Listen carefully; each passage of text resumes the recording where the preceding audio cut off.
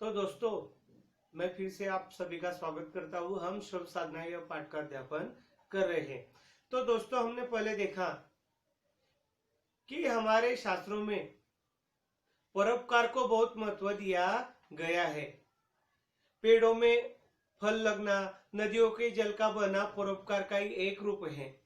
इसी तरह सज्जन व्यक्तियों की संपत्ति और इस शरीर को भी परोपकार में लगा देने के लिए कहा गया है। हमारे समाज में गरीब अमीर हर प्रकार के व्यक्ति होते हैं।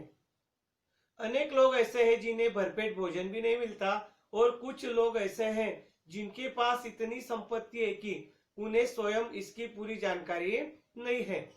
मनुष्य में परोपकार की प्रवृत्ति जन्मजात होती है। प्यासे को पानी पिलाना और किसी भूखे को खाना खिला देना कौन नहीं चाहता। यही परोपकार भावना है। हमारे देश में अनेक अस्पताल, अनेक शिक्षा संस्थाएं परोपकार करने वाले लोगों के धन से चल रही है। इनका संचालन दान अथवा सहायता के रूप में प्राप्त धन से हो रहा है। हम देख सकते हैं हमारे बंबई में बना टाटा कैंसर हॉस्पिटल, ऐसे कई है। अंबानी कोकिलाबेन कैंसर हॉस्पिटल, ऐसे कई धार्मिक संस्थाएं हैं। समाज के कमजोर वर्ग के लिए तरह तरह की संस्थाएं काम कर रही है। इनका संचालन दान अथवा सहायता के रूप में प्राप्त धन से हो रहा है। हर युग में समाज में उत्थान के लिए परोपकारियों का सहयोग प्राप्त होता रहा। यह सहयोग इसी तरह मिलता रहना चाहिए, तभी हमारे समाज का उत्थान होगा। तो दोस्तों, इस प्रकार हम देख रहे हैं कि जो धन निर्माण होता है, जो संपत्ति निर्माण करता है धनवान व्यक्ति, उसका ज्यादा से ज्यादा इस्तेमाल समाज के हित के कल्याण के लिए करना चाहिए। आगे देखते हैं हम। वास्तव में लेखक आगे कहते हैं, वास्तव में जब संपत्ति थोड़े से हाथों में बंधी न रहकर समाज में फैली रहेगी, तो सहकार पद्धति से बड़े पैमाने पर ऐसे काम आसानी से चलने लगेंगे और उनका लाभ लेने वाले याचक या दीन की तरह नहीं, सम्मान पूर्वक लाभ उठाएंगे। अर्थशास्त्री कहते हैं कि उत्पादन की प्रेरणा के लिए व्यक्ति को स्वार्थ के लिए अवसर देने होंगे, वरना देश में उत्पादन और संपत्ति नहीं बढ़ सकेगी। देखिए दोस्तों, लेखक कहते हैं अगर संपत्ति निर्माण करनी है तो क्या करना चाहिए। लोग जो संपत्ति निर्माण करना जानते हैं, जो बुद्धिमान हैं, जिनके पास बहुत पूंजी है और पूंजी से भी ज्यादा संपत्ति निर्माण कर सकते हैं, इनको अवसर देना चाहिए। इससे क्या होगा, उनकी संपत्ति बढ़ेगी, इसके साथ देश की संपत्ति और उत्पादन भी बढ़ेगा। देखिए दोस्तों, लेखक कहते हैं अनुभव बताता है कि पूंजी गरीबी या बेकारी की समस्या हल नहीं कर सकी है। देखिए दोस्तों, लेखक कहते हैं कितने भी पैसे हो बड़े पैमाने पर, गरीबी या बेकारी की समस्या हल नहीं कर सके। पैसा गरीबी की समस्या हल नहीं कर सकता, बड़े पैमाने पर पैसा बांटना भी बेकारी की समस्या हल नहीं कर सकता। नैतिक दृष्टि से भी स्वार्थ वृत्ति का पोषण करना योग्य नहीं है। बहुत करके स्वार्थ का अर्थ होता है परार्थ की हानि। उसी में से स्पर्धा बढ़ती है, जिसके फल स्वरूप कुछ थोड़े से लोग ही लाभ उठा सकते हैं। बहुसंख्यकों को तो हानि ही पहुंचती है। मानवोचित सहयोग की जगह जंगल का कानून या मत्स्य न्याय चलता है, यानी जो धनवान होगा वो छोटे धनवानों को समाप्त करता है। ऐसा गलत है, जंगल नीति उसे कहते हैं। आखिर यह देखना है कि समाज का कल्याण किस वृत्ति से होगा। अगर समाज में स्वार्थ वृत्ति के लोग अधिक हो तो क्या कल्याण की आशा रखी जा सकती है। समाज तो परोपकार वृत्ति के बल पर ही ऊंचा उठ सकता है। संपत्ति बढ़ाने के लिए स्वार्थ का आधार दोषपूर्ण है। इस संबंध में कुछ भाई अमेरिका का उदाहरण पेश करते हैं। लेखक कहते हैं कि जिनके पास संपत्ति इकट्ठी हुई है, उन पर कर लगाकर कल्याणकारी राज्य की स्थापना की जाए। लेखक एक सलाह देते हैं जिनके पास, अमेरिका देश का, कि जिनके पास बहुत संपत्ति है, उन पर ज्यादा पैमाने पर क्या किया जाए, उन पर कर लगाया जाए। यानी जो उनके पास संपत्ति, उसका जो कर होगा, कर मिलेगा, महसूल मिलेगा, उसका ज्यादा से ज्यादा समाज के कमजोर लोगों के, समाज के पहलुओं पर खर्च किया जा सके। देखिए दोस्तों, कहते आगे, उन पर कर लगाकर कल्याणकारी राज्य की स्थापना की जाए। उसी आधार पर भारत को कल्याणकारी वेलफेयर राज्य बनाने की बात चली है। कल्याणकारी राज्य का अर्थ यह समझा जाता है कि सब तरह के दुर्बलों को राज्य सत्ता द्वारा मदद मिले, अर्थात बड़े पैमाने पर कर वसूल करके उससे गरीबों को सहारा दिया जाए। भारत जैसे देश में क्या इस बात का बन पाना संभव है? प्राथमिक आवश्यकताओं के बारे में मनुष्य अपने पैरों पर खड़े रहने लायक हुए बिना स्वतंत्र नहीं रह सकता। किसी न किसी प्रकार उसे पराधीन रहना होगा। हमारी शारीरिक विचारधारा में एक बड़ा भारी दोष है। हम शरीर श्रम करना नहीं चाहते, वरना उसे हीन दृष्टि से देखते हैं।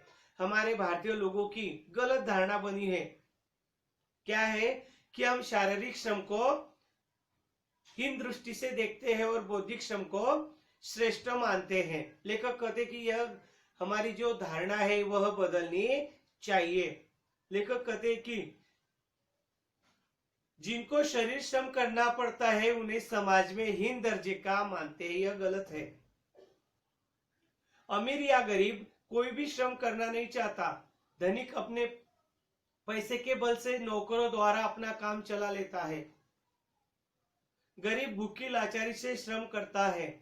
हमें यह वृत्ति बदलनी चाहिए। शरीर श्रम की केवल प्रतिष्ठा स्थापित कर संतोष नहीं मानना है, उसके लिए हमारे दिल में प्रीति होनी चाहिए। यानी जो शारीरिक श्रम करने वाला है उसे सम्मान से देखना चाहिए, उसे मान सम्मान मिलना चाहिए। उसके लिए हमारे दिल में प्रीति होनी चाहिए, तुच्छता नहीं होनी चाहिए। आज श्रमिक भी कर्तव्य पारण नहीं रहा है। श्रम की प्रतिष्ठा बढ़ाना उसी के हाथ में है। जिस श्रम में समाज को जिंदा रखने की क्षमता है, उस श्रम का सही मूल्य अगर श्रमिक जान लेगा तो देश में आर्थिक क्रांति होने में देर नहीं लगेगी। उदाहरण है हमारे देश का किसान, आज आंदोलन करने के लिए रास्ते पर आया है। उसका मानना है कि जो सरकार ने कानून बनाए हैं, नए कृषि कानून, वह उसके हितों में बाधा डालेंगे, उसका शोषण होगा और सरकार पर वह दबाव बना रहा है कि यह कानून रद्द किए जाए। सारी मीडिया इन किसानों के पीछे खड़ी है, किसानों का सपोर्ट कर रही है। किसानों भी अपनी शक्ति जानते हैं कि हम क्या कर सकते हैं, क्योंकि अगर देश चलाना है, देश की जो प्रचंड आबादी है उसके लिए अनाज की उपलब्धता बड़ी पैमाने पर होनी चाहिए। अगर नहीं करते हैं तो देश में विपरीत परिस्थिति, विपदा निर्माण हो जाती है। इसीलिए किसान भी देश का एक महत्व अंग माना जाता है। देश के सरकार ने किसानों की समस्याओं को ध्यान में रखकर कानून बनाने चाहिए। आगे देखते हम क्या कहते लेखक।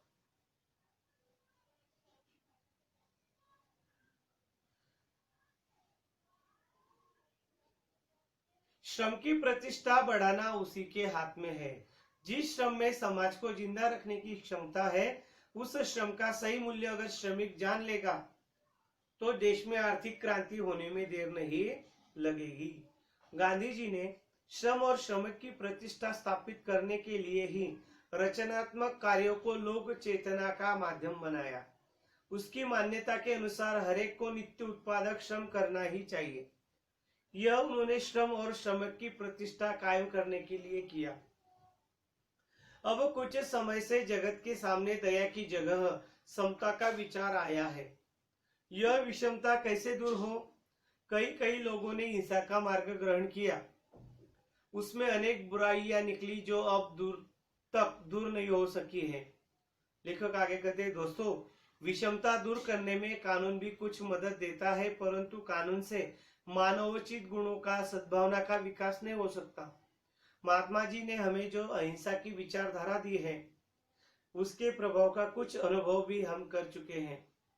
भारत की परंपरा का ख्याल करते हुए यह संभव दिखता है कि विषमता का प्रश्न बहुत कुछ हद तक अहिंसा के इस मार्ग से हल हो सकना संभव है। यानी उचित दामों पर किसान का अनाज या जो होगा, सब्जी होगी, फल होंगे, वह व्यापारी ने खरीदना चाहिए, मूल्य देना चाहिए। भारत की परंपरा का ख्याल करते हुए यह संभव दिखता है कि विषमता का प्रश्न बहुत कुछ हद तक अहिंसा के इस मार्ग से हल हो सकना संभव है। इसमें धनिकों से पूरा सहयोग मिलना चाहिए। जैसे राजनीतिक स्वराज्य का प्रश्न काफी हद तक अहिंसा के मार्ग से सुलझा, वैसे ही आर्थिक और सामाजिक समता का प्रश्न भी भारत में अहिंसा के मार्ग से सुलझेगा, ऐसी हम श्रद्धा रखें। तो दोस्तों, इस प्रकार हमने देखा कि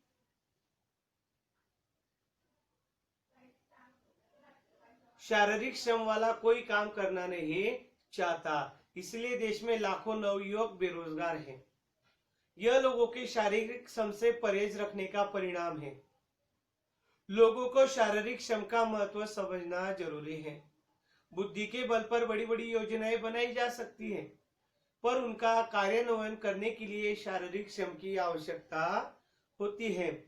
छोटी छोटी चीजों से लेकर बड़ी बड़ी चीजों का निर्माण केवल शारीरिक श्रम से ही हो सकता है। जो व्यक्ति इस रहस्य को समझते हैं, वे शारीरिक श्रम को महत्व देते हैं।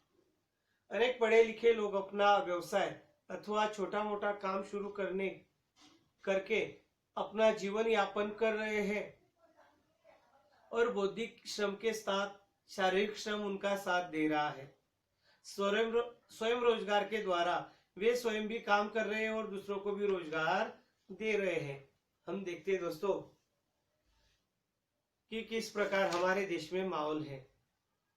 दोस्तों, हमने देखा इस पाठ में कि शारीरिक श्रम और दूसरा बौद्धिक श्रम दोनों का अपनी अपनी जगह महत्व है।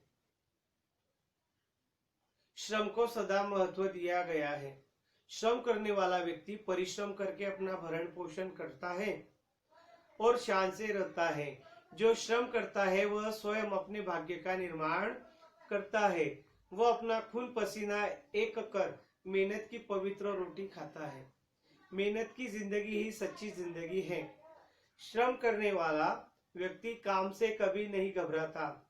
वह सामने जैसा भी काम आता है उसे लगन और मेहनत से पूरा करता है।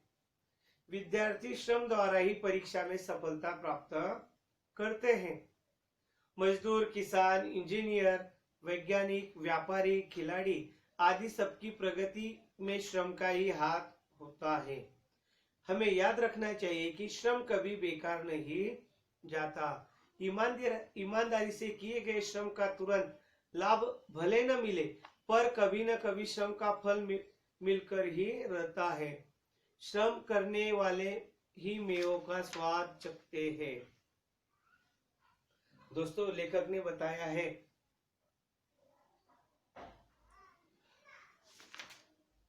कि किस प्रकार श्रम का महत्व है। शारीरिक श्रम का महत्व है, बौद्धिक श्रम का महत्व है।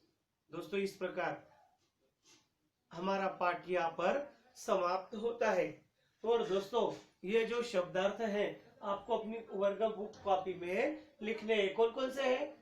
तो गुलामी यानी दासता, पराधीनता, तत्ववेत्ता यानी तत्वज्ञ, दार्शनिक, इंग्रजी में उसे कहते हैं फिलॉसॉफर, प्रथा यानी रिवाज, रीती, चालीरीती आपण मराठीमध्ये म्हणतो, हित यानी कल्याण, भलाई, न्यायोचित यानी जो न्यायतः उचित हो, हुकूमत यानी शासन करना, घनघोर यानी बहुत घना, स्वामित्व यानी मालिकाना हक, यातना यानी अति कष्ट या पीड़ा होना, कृतज्ञ यानी नेकी करने वाला, उपकार मानने वाला, रंज यानी दुख या शोक, बुनियादी यानी आरंभिक, विषमता यानी असमता, अंतर, शोषण यानी अनुचित व्यवहार, आजीविका यानी रोजी रोजगार, आशय यानी अर्थ या मतलब, हीन दृष्टि से देखना, हीनता की नजर से देखना।